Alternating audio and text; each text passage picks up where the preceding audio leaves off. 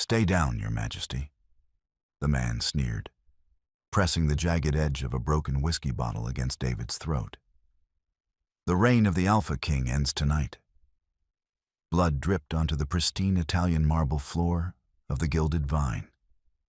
5 massive alphas had cornered him. David's vision blurred, his ribs screaming in agony, but he wouldn't yield. He braced his muscles for the killing strike, refusing to give them the satisfaction of fear. Then came the sharp shatter of porcelain. "Excuse me." A soft melodic voice cut through the heavy, pheromone-choked air. The attackers turned.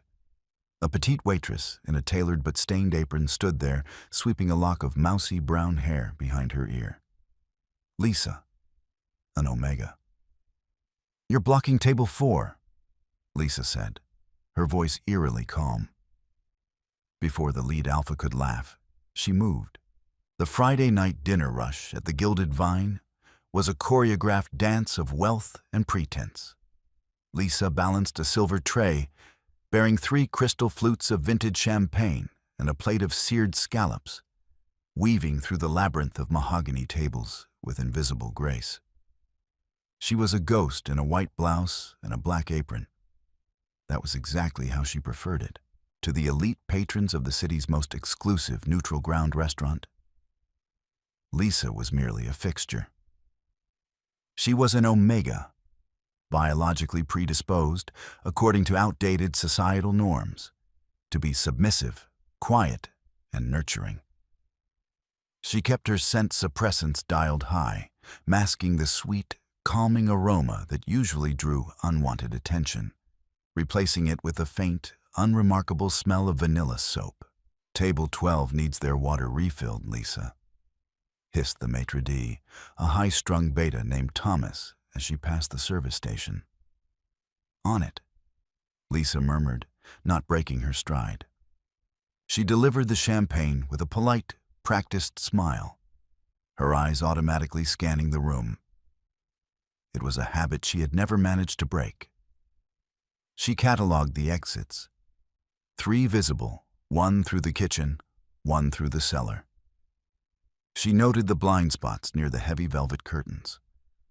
She registered the subtle bulge beneath the tailored jacket of the bodyguard sitting at table 9.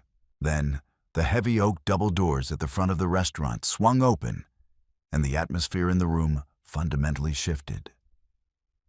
The low hum of jazz and clinking silverware seemed to falter. A wave of cold, sharp ozone, the undeniable scent of a dominant alpha, rolled through the dining room. Lisa paused, the silver water pitcher hovering an inch above a patron's glass. David walked in. Even without the title of Alpha King that the underground syndicates and corporate dynasties whispered with a mix of reverence and terror, David commanded the space. He was tall, his broad shoulders filling out a charcoal Tom Ford suit that looked subtly distressed. His dark hair was slightly unkempt, and his jawline was tight, rigid with an unspoken tension. He wasn't here for the sea bass. Lisa watched him from the corner of her eye as she poured the water. David's stride was uneven. It was barely perceptible. A slight hesitation on his left side, the way his right hand hovered just an inch closer to his ribs than natural. He was already injured. More importantly, he was alone. The Alpha King never traveled without his Vanguard. Lisa's grip tightened on the handle of the pitcher. The hairs on the back of her neck stood up. The air was entirely too still. David moved toward a secluded booth in the back, dropping heavily into the leather seat. He didn't look at a menu. He just stared at the front door. 3 minutes, Lisa thought, retreating to the wait station. He's waiting for something. Or someone. She grabbed a clean cloth and began wiping down a counter that was already spotless. Her gaze drifted to the windows facing the rain-slicked street. Headlights cut through the gloom. 5 men stepped out of a black SUV. They didn't bother with umbrellas. They moved with predatory synchronization. They wore dark coats, their faces obscured by the shadows of the awning. But their intent was blindingly obvious. They pushed through the front doors, ignoring Thomas's frantic attempts to ask for a reservation. The scent of the restaurant immediately turned rancid. It was a clash of aggressive, sour alpha pheromones, burnt cedar, rusted iron, and bitter ash. It was the smell of a challenge. Lisa stopped wiping the counter. She carefully folded the cloth, setting it down with deliberate slowness. The diners around them were beginning to notice the shift. Conversations died. Forks were lowered. The 5 men didn't fan out. They walked in a tight V formation straight toward the back booth, toward David. Lisa let out a slow, silent breath. She had spent 2 years building this quiet, boring life. She had sworn off the adrenaline, the violence, the cold calculus of survival. But as she watched the 5 massive rivals box in the wounded Alpha King, she felt that old, familiar chill settle behind her eyes. She picked up a fresh serving tray. It was solid stainless steel, heavy-bottomed. "Lisa, what are you doing?" Thomas whispered frantically, grabbing her elbow. "Stay back. Those are the Volkov brothers. They'll tear the place apart." Lisa gently but firmly removed Thomas's hand from her arm. "Someone has to clear table 4, she said, her voice entirely devoid of inflection. The restaurant descended into a suffocating silence, broken only by the heavy, rhythmic thud of the 5 men's boots against the floorboards. Patrons in the immediate vicinity scrambled out of their seats, abandoning expensive meals and clutching their coats, retreating to the far walls like a receding tide. David didn't flinch. He remained seated in the booth, his dark eyes locked on the man leading the pack. "Marcus," David said, his voice a low, gravelly rumble that vibrated in the chests of everyone nearby. It was an alpha command, instinctively designed to force submission. But Marcus only bared his teeth in a predatory smile. "David," Marcus purred, stopping just inches from the edge of the table. He was built like a cinder block, a jagged scar cutting through his left eyebrow. The 4 men behind him fanned out, effectively sealing off the aisle. "You're a hard man to track down tonight. Your security detail at the harbor was surprisingly fragile." David's jaw tightened, a microscopic flex of muscle. "If you touched my men, Marcus, there won't be a hole deep enough for you to hide in." Big words for a king without his crown. Marcus chuckled, leaning forward to rest his massive hands on David's table. "You've grown soft, David. Complacent. You thought the treaties would protect you. The Syndicate wants a change in leadership. A blood change." From her vantage point 15 feet away, Lisa stood perfectly still, the stainless steel tray hanging loosely at her side. She was analyzing the geometry of the space. The booth was narrow. David had no leverage to stand up quickly. Marcus's men were positioned at 2-foot intervals, overlapping their fields of vision. 4 are armed with blades, Lisa noted, catching the faint glint of steel concealed up their sleeves. The one on the far right has a firearm holstered at his hip. Marcus is the anchor. "You think you're the ones to do it?" David asked, his voice deathly quiet. "We don't think," Marcus snarled. "We know." Without warning, Marcus lunged. He didn't throw a punch. He grabbed the heavy oak table and flipped it upward, attempting to pin David against the leather backrest. David's reflexes, even injured, were terrifying. He launched himself over the rising table, his boots finding the edge, and drove his knee directly into Marcus's chest. The sickening crack of bone echoed through the dining room. Marcus stumbled back, gasping, but the other 4 surged forward like a pack of starving wolves. The chaotic symphony of violence erupted. Glass shattered, wood splintered, David caught the first man by the throat, using his momentum to hurl him into a nearby service cart, sending plates and silverware crashing to the floor. But as he turned, the second man slashed a hunting knife across David's shoulder. Blood, dark and rich, instantly soaked the charcoal fabric. David grunted, driving a punishing elbow into the knife man's face. But the sheer weight of numbers was dragging him down. The third man tackled David around the waist, slamming him brutally into a marble pillar. The sound of David's already bruised ribs giving way was audible over the screaming patrons. Lisa watched, her heart rate resting at a steady, icy 60 beats per minute. David was a phenomenal fighter. Brutal, efficient, fueled by raw alpha dominance. But he was fighting a war of attrition he couldn't win. He was bleeding from 3 places now. He threw a devastating right hook that dropped the third man, but the effort cost him his balance. The man with the firearm didn't even bother drawing it. He stepped behind David and swung a heavy, brass-knuckled fist into the back of the king's skull. David dropped to his knees, his vision swimming. The fight left him all at once. He hit the marble floor, gasping for air, blood pooling beneath his chin. Marcus, recovering from the knee strike, kicked the broken table aside and stood over David. He signaled his men. They formed a tight circle around the fallen Alpha King. "Hold him up," Marcus spat, wiping blood from his own chin. 2 of the men hauled David onto his knees, pulling his arms back violently. David's head slumped forward. Marcus reached down, picking up the jagged neck of a broken whiskey bottle from the debris. "Stay down, Your Majesty," Marcus sneered, pressing the sharp, jagged glass directly against David's carotid artery.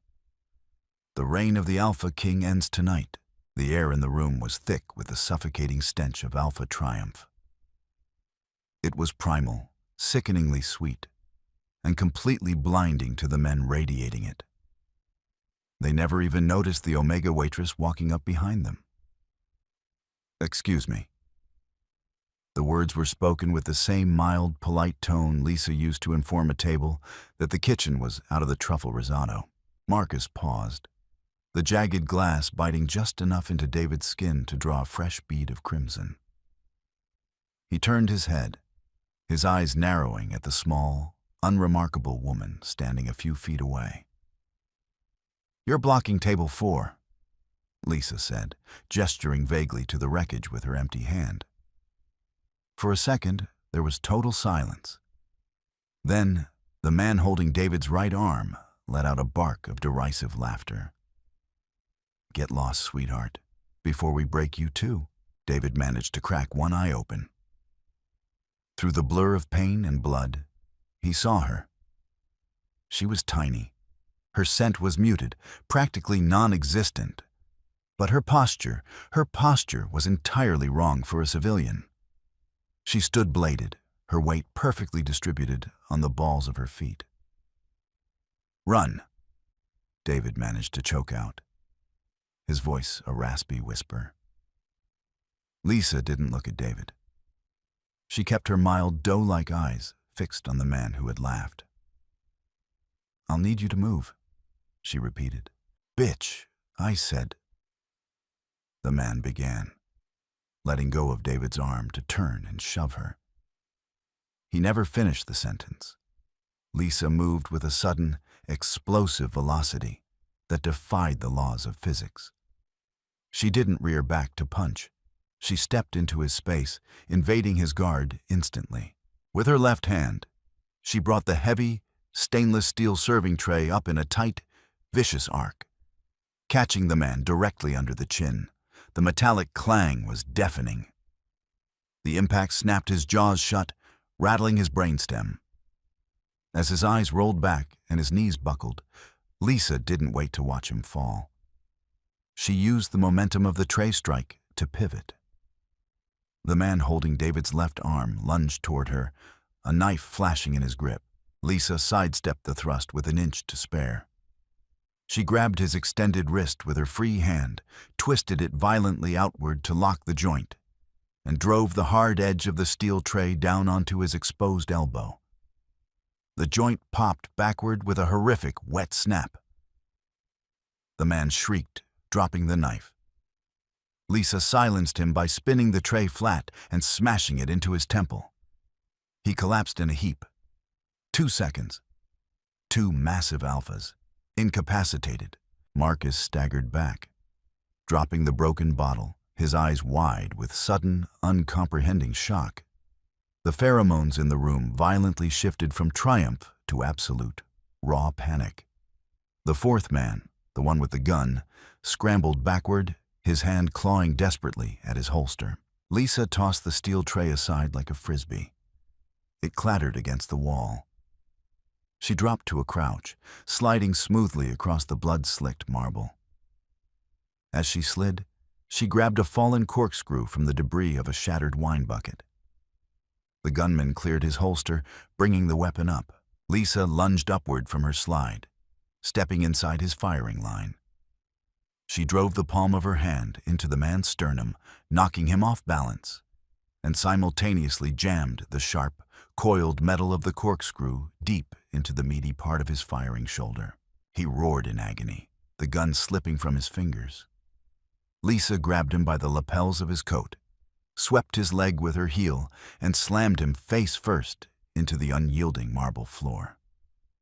The sickening thud signaled the end of his fight. She stood up slowly, stepping over the groaning bodies. She wiped a single drop of blood off her cheek with the back of her hand, smearing it slightly. Only Marcus was left.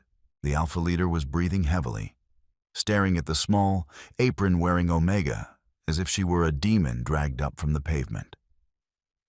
He looked down at David, then back to Lisa. The tactical advantage had evaporated into thin air. Marcus let out a primal roar and charged her, abandoning all technique for sheer, brute force. He was a runaway freight train of muscle and bone. Lisa didn't retreat. She waited until he was 2 steps away. Then she dropped her center of gravity. As Marcus swung a massive, wild hook at her head, she ducked underneath it. She stepped behind him, grabbing the collar of his heavy coat. Using his own massive momentum against him, she pivoted on her heel, locked her leg behind his knee, and violently threw him backward. Marcus flew through the air, crashing spine first onto the edge of a sturdy dining table. The wood cracked under his weight. He slid to the floor, gasping for breath, paralyzed by the impact. Silence descended on the gilded vine. It was absolute and profound. Not a single diner breathed. The jazz music had stopped entirely. Lisa stood amidst the wreckage of 5 elite Alpha enforcers. Her breathing was perfectly even. She smoothed down the front of her stained apron. She looked down at David. The Alpha King was staring up at her, his eyes wide, completely ignoring the blood pouring from his shoulder. The shock on his face was absolute. Lisa reached into her apron pocket, pulled out a small white linen napkin, and gently offered it to the king. "You're bleeding on the floor, sir," she said softly. "It's a slip hazard." David stared at the small, white linen napkin offered to him. A single drop of his own blood had already soaked into its pristine corner. He slowly shifted his gaze from the cloth up to the face of the woman holding it. Lisa's expression was an impenetrable mask of mild professional courtesy. Her breathing hadn't elevated. Her pupils weren't dilated with the usual adrenaline cocktail that flooded civilian systems after a brush with death. The only indication that she had just dismantled 5 veteran syndicate enforcers was a slight dishevelment of her mousy brown hair. With a grimace that sent a fresh spike of agony through his fractured ribs, David accepted the napkin. He pressed it against the deep gash on his shoulder. "Thank you," he rasped, his voice sounding like grinding stones. Around them, the spell of terror finally broke. Thomas, the maitre d', let out a sound that was half sob, half hiccup, clutching a broken crystal vase to his chest. A woman in a sequined gown at table 9 fainted dead away, caught by her escort. Murmurs escalated into frantic shouts. Cell phones were drawn, but not a single person dared to point a camera at the carnage. They knew exactly who the bleeding man on the floor was. You didn't film the Alpha King, not if you wanted to keep your hands. "Lisa!" Thomas shrieked, his voice cracking an octave higher than usual. "Lisa, what did you do?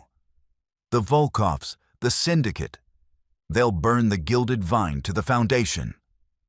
Lisa didn't look at her boss. She bent down, retrieving a fallen wine glass by its unbroken stem, and carefully placed it on a nearby table.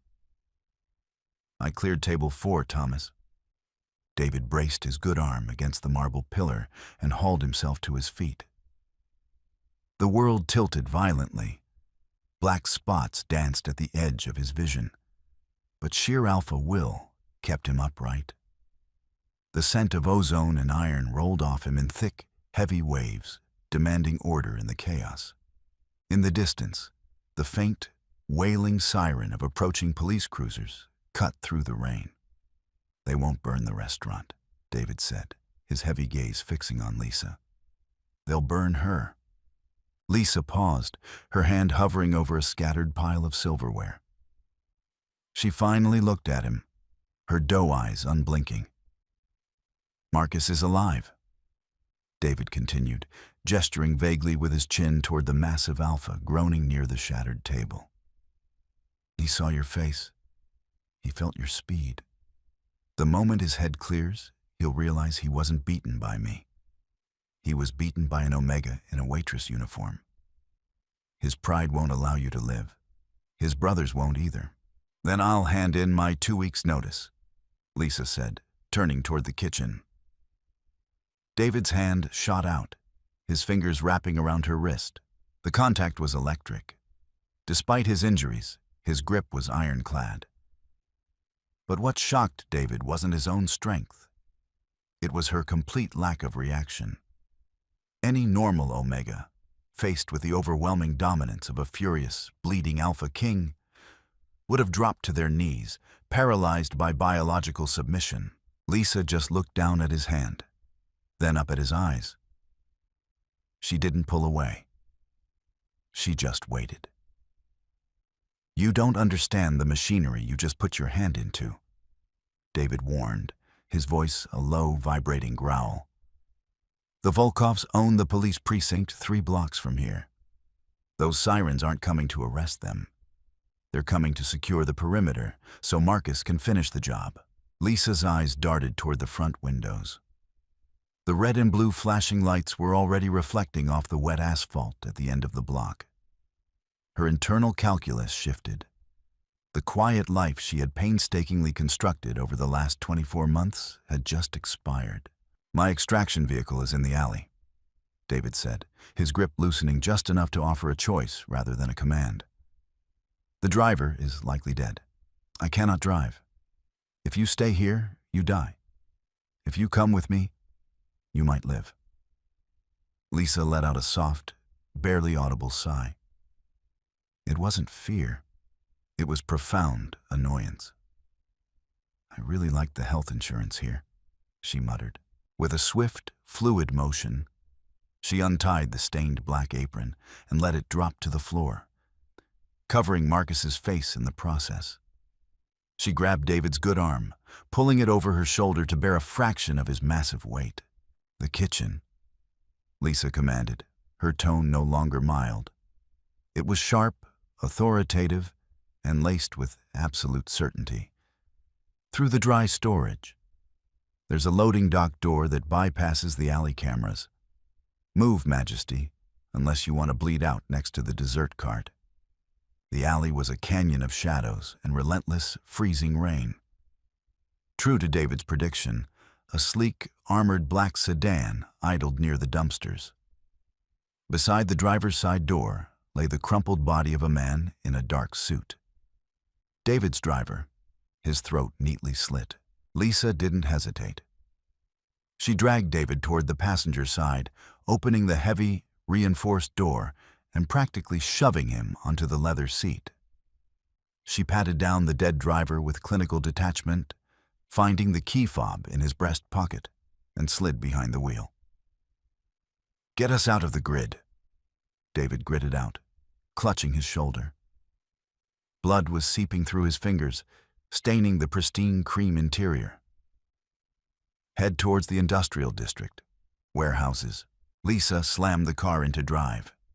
The engine roared, a deep, throaty growl of a customized V8, and the heavy sedan shot out of the alley just as two squad cars pulled up to the front of the Gilded Vine. She drove with terrifying precision. She didn't speed erratically. She glided through the rain-slicked streets, anticipating traffic light cycles, drifting smoothly around corners without breaking traction. She checked the rearview mirror every 3 seconds. David watched her profile illuminated by the passing streetlights. Her scent suppressants were beginning to fail. The vanilla soap facade was burning away under the friction of physical exertion and stress. Beneath it was something entirely unexpected. It wasn't the saccharine, flowery scent typical of an Omega. It was sharp, crushed mint, damp earth, and a faint, metallic edge that reminded him of spent shell casings. "You broke a man's elbow with a serving tray," David said, the pain making his words clipped.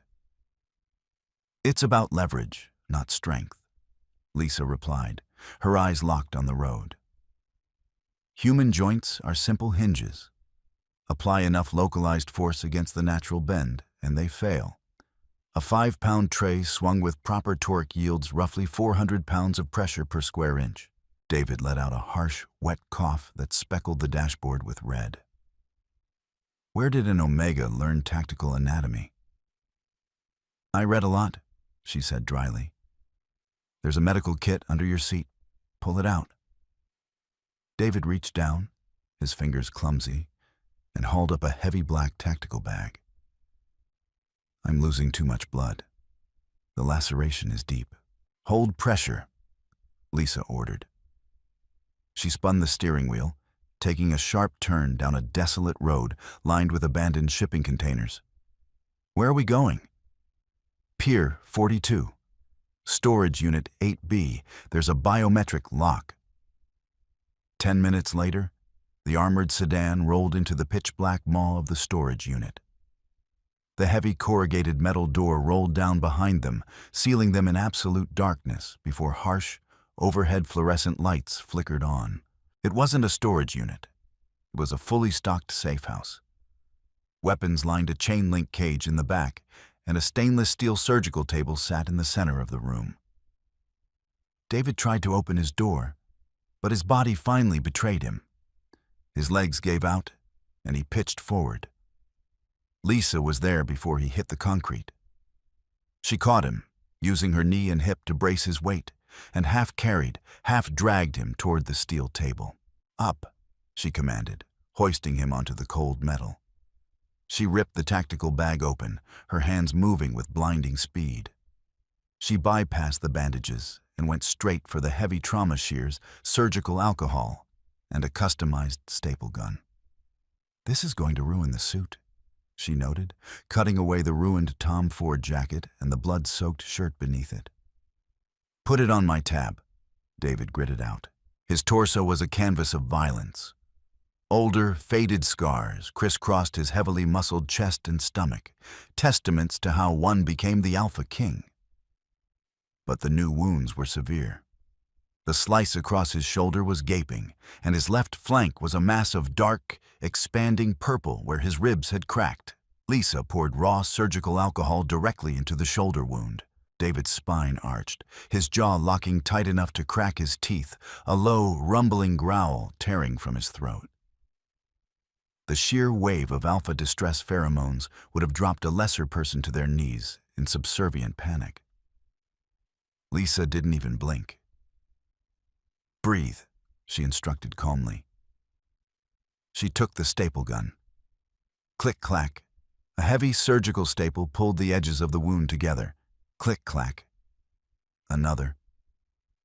She worked with the cold, unfeeling rhythm of a machine. David forced his eyes open, staring up at her focused face. She was so close he could see the faint smattering of freckles across her nose. "You're not a waitress," he whispered, the pain making him delirious. Lisa finished the last staple, wiping away the excess blood with a gauze pad. She looked down at him, her dark eyes entirely unreadable. "The world is exceptionally dangerous for Omegas, Your Majesty," Lisa said softly, reaching for a roll of compression bandages to bind his broken ribs. "Some of us hide behind alphas. Some of us learn how to break them. Lift your arms." The heavy metal door of the safe house shrieked as it was forced open. David was sitting up on the edge of the surgical table, his chest heavily bandaged, a glass of amber whiskey in his good hand. Lisa was standing by a deep utility sink in the corner, methodically scrubbing David's blood out from under her fingernails with a harsh bristle brush. A massive figure stepped into the harsh fluorescent light, an assault rifle raised and sweeping the room.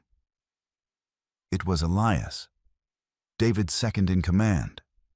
Elias was a scarred, towering beta whose loyalty to the king was legendary, and whose capacity for violence was matched only by David himself. Elias lowered the rifle when he saw David, but the relief on his face instantly morphed into deep, primal suspicion as his eyes locked onto Lisa. "My king," Elias said, his voice a gravelly bark. "I got the distress signal from the car. The restaurant is a total loss. The Volkovs are currently licking their wounds," David interrupted, taking a slow sip of the whiskey. The alcohol burned, dulling the throbbing in his ribs. "Marcus survived?" "Barely," Elias sneered, though his eyes never left Lisa. "Word on the street is he got ambushed by a rival squad. They're saying 20 men jumped him." David let out a low, dark chuckle. He looked at Lisa. She had turned off the faucet and was drying her hands on a paper towel, completely ignoring the massive man with the rifle. "Not 20 men, Elias," David said softly. "One woman." Elias froze, his brain struggling to process the statement. He looked at the petite, mousy-haired woman in the white blouse. The air in the room was devoid of alpha aggression. Instead, it smelled faintly of rain, mint and copper. "Her?" Elias asked, disbelief coloring his tone. "David, with respect, she's an Omega. She couldn't lift Marcus Volkov, let alone drop him." "Run her," David ordered, his voice shifting back to the absolute command of the Alpha King. Elias scowled, but reached into his tactical vest, pulling out a specialized tablet linked directly to the Syndicate's deepest intelligence networks. He raised it, pointing the camera at Lisa. Lisa didn't look away. She stared dead into the lens. A few seconds passed. The tablet beeped softly. Elias frowned, tapping the screen. He tapped it harder. A bead of sweat formed on his brow. "Well?" David asked. "Nothing," Elias breathed, genuinely unsettled. "No hits, no facial recognition match on the state grids, the federal databases, or the underground ledgers. The only thing that comes up is a fabricated Social Security number registered 2 years ago to a Lisa Vance. Before that, she doesn't exist." Elias slowly raised his rifle an inch, aiming it at Lisa's center of mass. "You're a ghost. Who sent you?" Lisa sighed, tossing the crumpled paper towel into a bin. "Nobody sent me. I was pouring water. Your boss brought a gang war into my section, and I intervened because I detest property damage. Now I am currently unemployed." "Put the gun down, Elias," David said. "She's an unknown asset, David. An anomaly. Anomalies get us killed." I said put it down. David's voice dropped an octave, the Alpha Command physically heavy in the air. Reluctantly, Elias lowered the weapon. David slid off the table, his bare feet touching the cold concrete. He walked slowly toward Lisa, favoring his injured ribs. He stopped 2 feet away from her. The height difference was severe. He had to look down, and she had to tilt her head up. "You wiped your own existence," David said, studying her eyes for any flickers of deceit. "You erased yourself from the world, built a quiet life, and hid in plain sight. And tonight, you threw it all away to save a man you don't even know." "I didn't save you," Lisa corrected, her voice flat. "I neutralized an immediate threat in my vicinity. You just happened to be the bait," David smiled. It was a dangerous, razor-sharp expression. "Marcus will hunt you. The entire Volkov syndicate will scour this city looking for the ghost who humiliated their leader. Your Lisa Vance identity is burned." "I am aware," Lisa said, turning to walk toward the exit. "Which is why I need to leave the city tonight. Don't follow me. You won't make it to the city limits," David stated. He stepped into her path, blocking the door. "You're good. Incredible, even. But you are one person against an army." Lisa tilted her head. "Are you threatening me, Your Majesty?" "I am offering you a job," David said softly, the tension in the room suddenly shifting from hostile to something entirely different, something magnetic and heavy. "You need a new identity, resources, and protection. I need someone who doesn't flinch when the world burns." Lisa looked at the heavily scarred, dominant Alpha King standing in her way. For the first time all night, a tiny, genuine smirk played at the corner of her lips. "I don't do protection details, David," she whispered, "and I certainly don't submit." "Good," David replied, his dark eyes burning into hers. "I wasn't looking for a subordinate. I was looking for a partner." "A partner," Lisa repeated, the word tasting strange on her tongue. The cold, sterile air of the safe house hummed around them. "I don't belong to a pack. I don't answer to alphas, and I don't follow the archaic rules of your syndicate." "I'm not asking you to," David replied. The bleeding had stopped, his alpha physiology already working overtime to knit the torn tissue beneath the heavy staples. He looked at her with a calculating, intense respect that most Omegas went their entire lives without experiencing. "I am offering you a seat at a table where you make the rules. But first, we have to survive the night." Lisa held his gaze for 3 long seconds. She cataloged the tactical reality.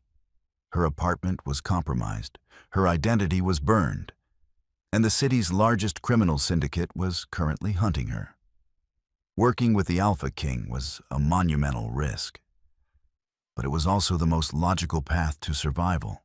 "My terms," Lisa stated, her voice devoid of any hesitation. "I require a ghost-grade identity, untraceable offshore accounts, and full operational autonomy. If Elias barks an order at me, I will ignore it.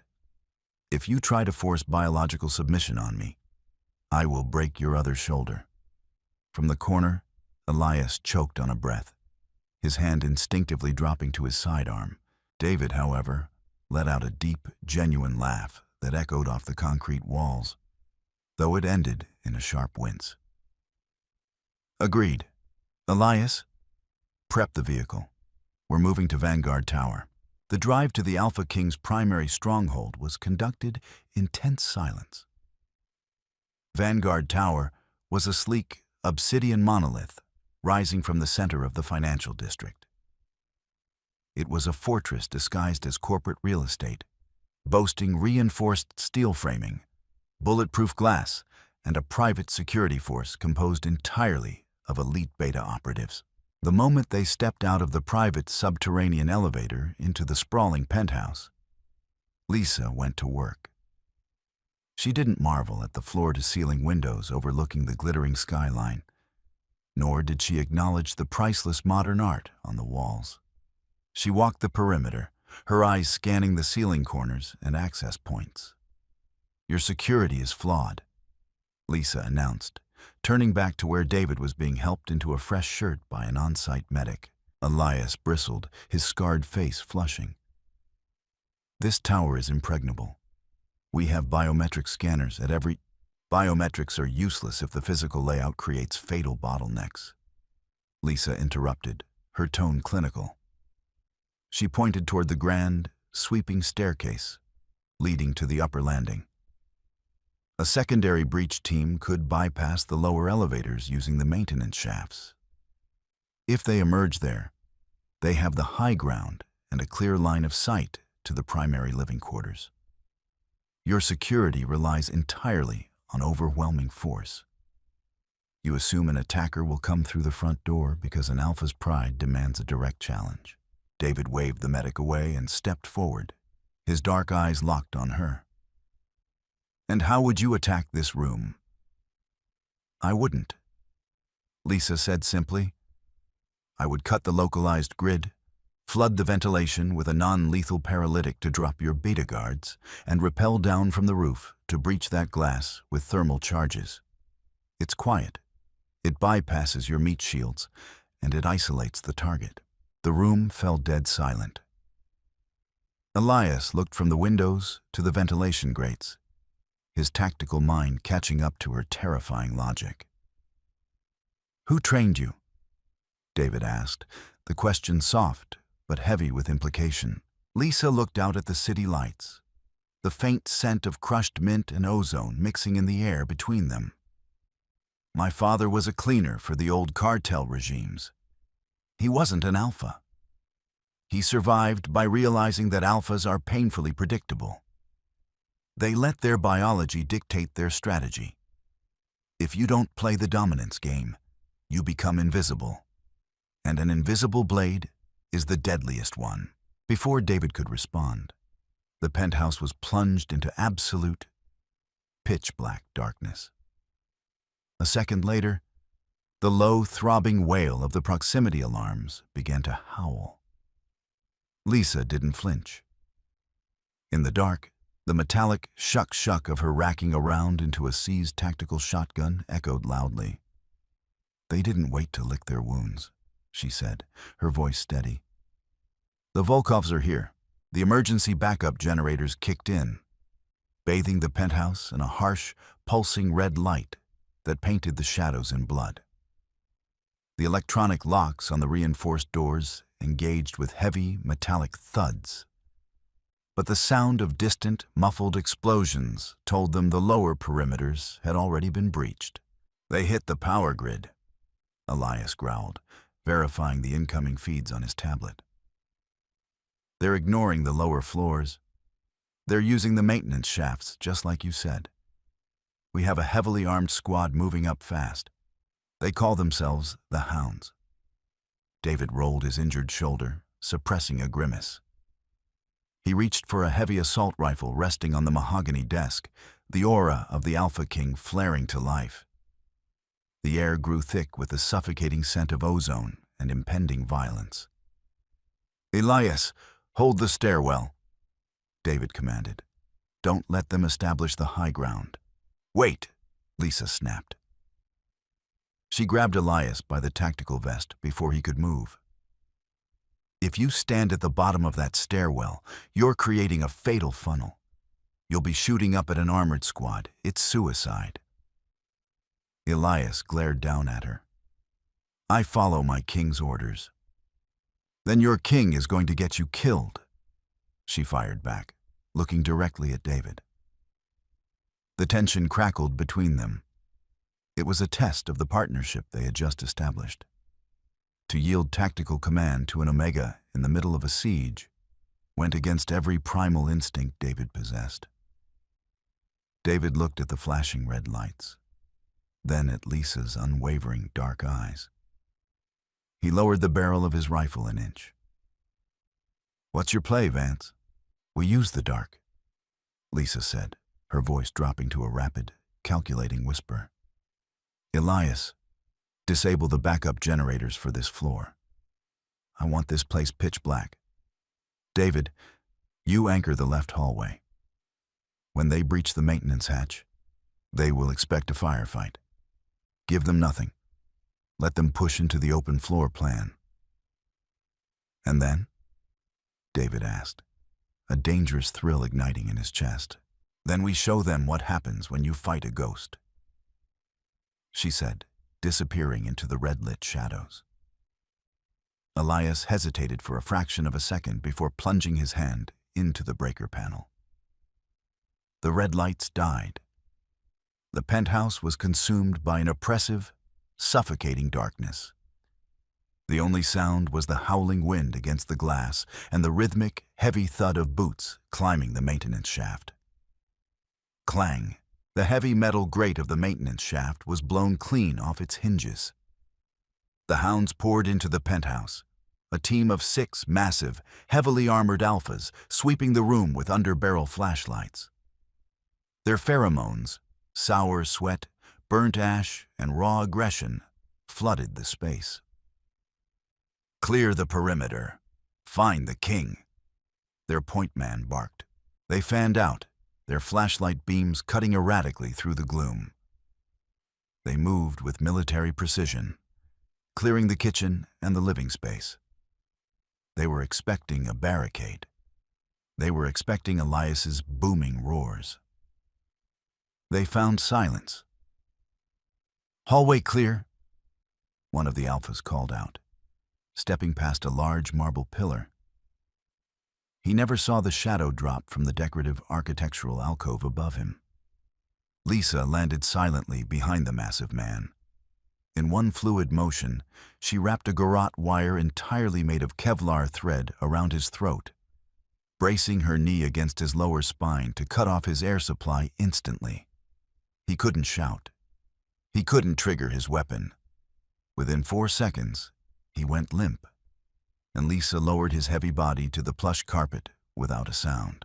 She unclipped a flashbang grenade from the unconscious man's tactical belt, pulled the pin, and rolled it across the floor toward the center of the room. Grenade!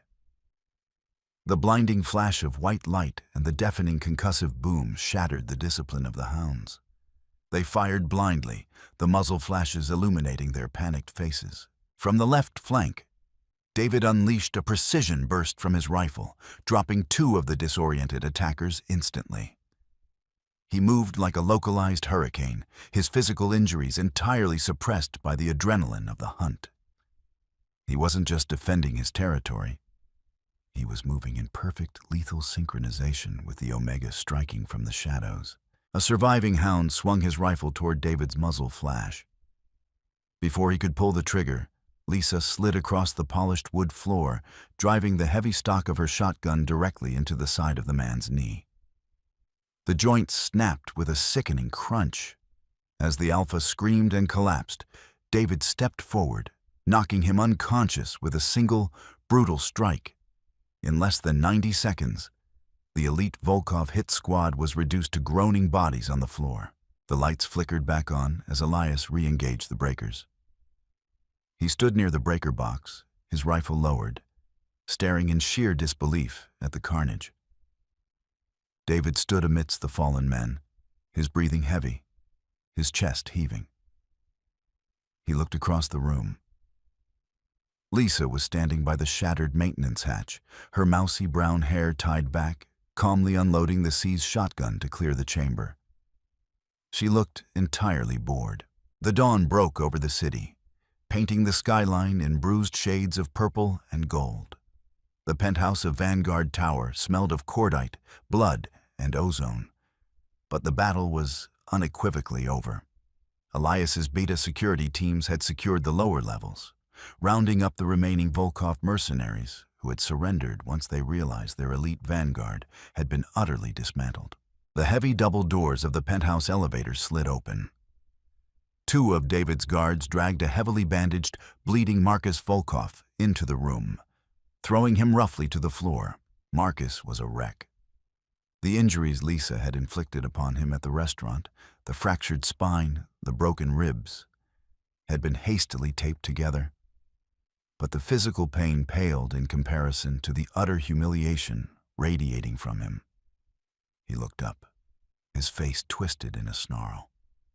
fully expecting to see the Alpha King standing over him to deliver the final blow. Instead, he saw David sitting casually on the edge of his mahogany desk, a glass of water in his hand. And standing directly beside him, not behind him, was the mousy-haired Waitress. She had changed into a clean, tactical black jacket provided by Elias, but her mild, doe-like expression remained exactly the same. Marcus's eyes widened in horror and disbelief. "You!" Marcus spat, blood flying from his lips. He released a desperate, suffocating wave of dominant alpha pheromones, a biological command designed to force the Omega to her knees. Lisa didn't even blink. She sipped a cup of black coffee she had brewed in the penthouse kitchen. "Your biology is a liability, Marcus," Lisa said softly, the words slicing through his aggression like a scalpel. "You built an empire on the assumption that everyone will eventually bow to your scent. It makes you blind. It makes you slow." David stood up, the sheer, crushing weight of his own aura easily neutralizing Marcus's pathetic display. He walked slowly toward the fallen syndicate leader. "You came to my territory tonight expecting a wounded animal," David rumbled, his voice echoing with absolute authority. "You challenged a king, Marcus, but you were broken by a ghost. Your Vanguard is gone. Your territory is currently being seized by my beta squads.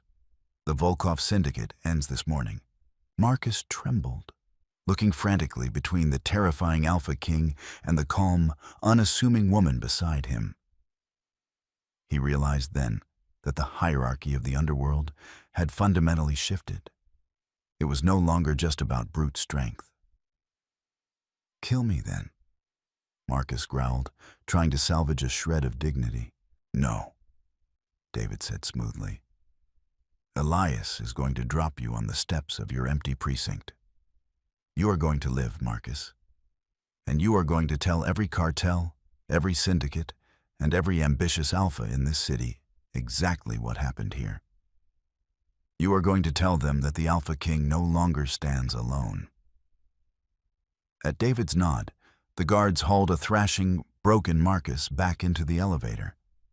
The doors slid shut, sealing the absolute victory. Silence descended on the penthouse, save for the hum of the city waking up below them.